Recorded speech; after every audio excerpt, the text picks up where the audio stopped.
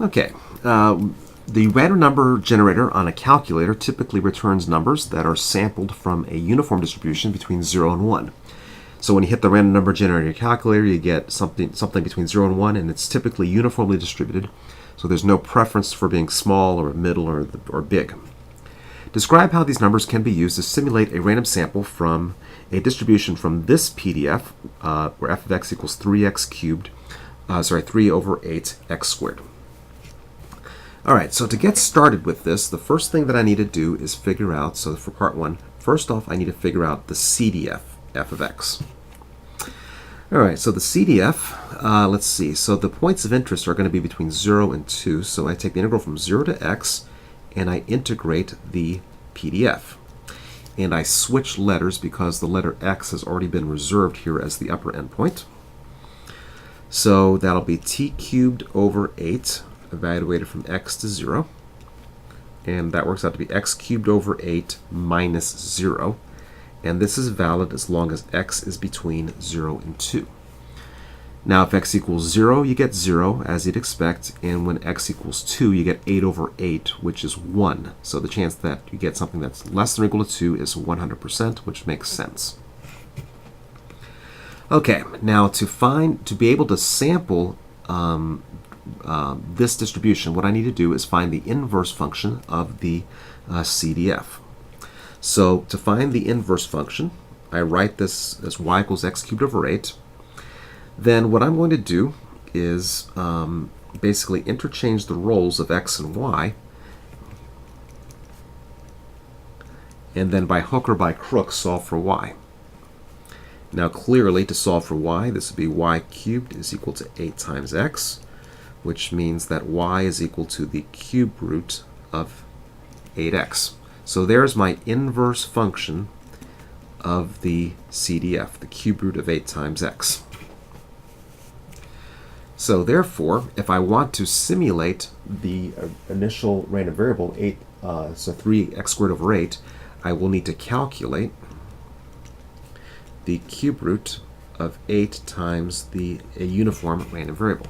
So if I do that, then the thing that comes out will have the distribution in question. Now let me see if I can try to simulate this while we're talking here. And I didn't plan this out ahead of time, so give me a second to get my calculator up. Okay, so here I have my simulated calculator. So if I take, so the question says if I take 8 times, and let's see, if I want to go to, I believe it's in math, PRB, random number, and then raise this to the 1/3 power, then the thing that comes out, the numbers that come out, will follow that distribution 2 times x, where x is between 0 and 2. And notice that, not surprisingly, we tend to get numbers that are large as opposed to small, because if you have the function 2 times x, the probability is more likely that x will be large as opposed to x being small. So that's a way for a calculator to be able to simulate this particular random variable.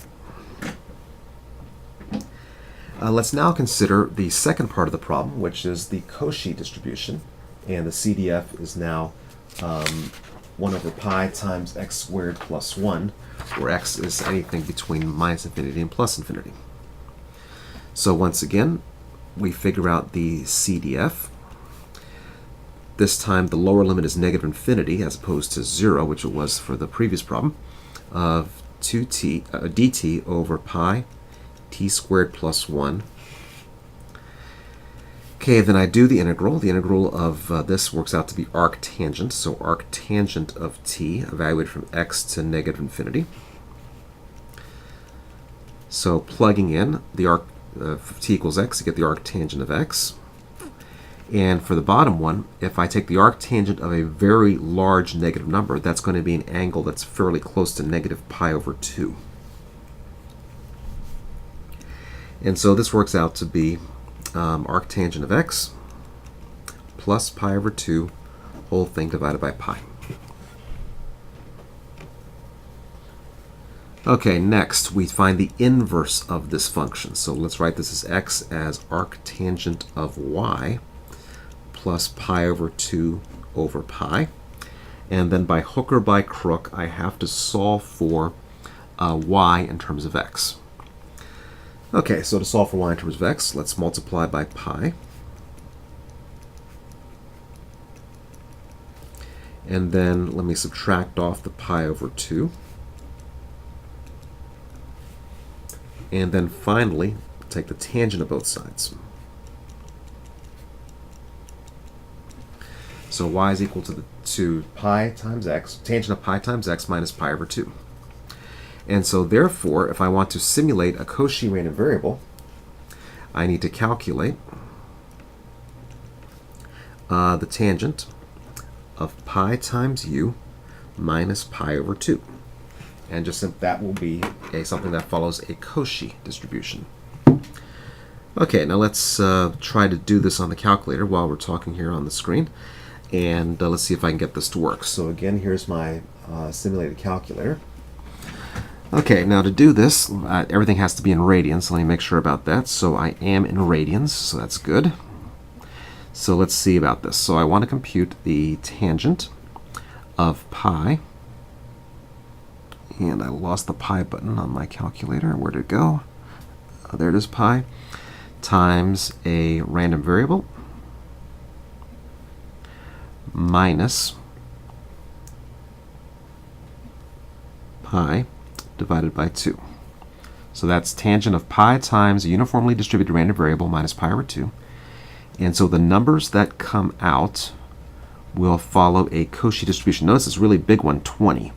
That's acceptable because a Koshi distribution goes from minus infinity to plus infinity.